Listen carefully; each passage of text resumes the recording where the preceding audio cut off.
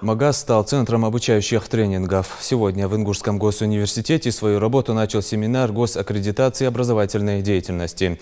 Форум собрал преподавателей и экспертов различных вузов страны.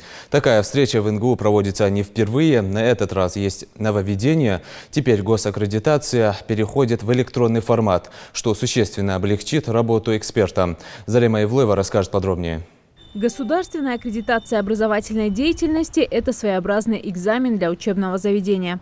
Ведь только после успешного прохождения аккредитации вуз имеет право выдавать диплом государственного образца. С первых же слов приветствия принимающая сторона в лице ректора Арсамака Мартазанова вспоминает, как Ингушский госуниверситет проходил эти испытания. Насколько я могу судить, вы это знаете, по крайней мере, дают соответствующие положительные результаты. Это вот все большее количество образовательных учреждений России входят в различные международные рейтинги и улучшают свои позиции. Но вместе с тем мы говорим о том, что очень важно сохранение и формирование соответствующей единой образовательной структуры.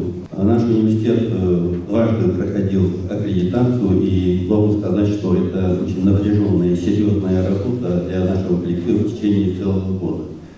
Здесь возможность отработать соответствующие нормативы, укладывать соответствующие стандарты по этим образовательным основным проектам. Проще говоря, все то, что составляет основу нашей деятельности. Этот тренинг запланирован как один из семинаров, которые пройдут осенью этого года по всей России. Ингушский университет предоставляет площадку для этого во второй раз. В нашем регионе подобное мероприятие уже проходило в 2015 году в научной библиотеке ИНГУ. Сейчас большой читальный зал опять заполнен гостями со всей страны. Представитель Росаккредагентства Игорь Алексеев подробно рассказал, с какими проблемами сталкиваются вузы СКФО. Перечень документов, необходимых для обеспечения учебного процесса образовательной организации, готовится в полном объеме. В этой части все уже давно знают, как, что, зачем и когда. Но содержание стандартов во многом нацелено на подготовку специалистов узкого профиля, тогда как требования сегодняшнего дня предполагают многопрофильность выпускников, способных быстро адаптироваться в современных условиях. В зале нет случайных людей. В семинаре-тренинге принимают участие только аккредитованные эксперты Рособорнадзора, рекомендованные претенденты на это звание и представители вузов страны. Для того, чтобы иметь право выпускать студентов, им самим предстоит несколько дней просидеть за партами, изучая новые законы и правила. К примеру, теперь госаккредитация переходит в электронный формат. Эксперты уверены, это облегчит работу, однако сначала необходимо изучить новую систему, создать личный кабинет и привыкнуть к новшествам. Нам предстоит эта аккредитация где-то в феврале-марте 2019 года, будущего года.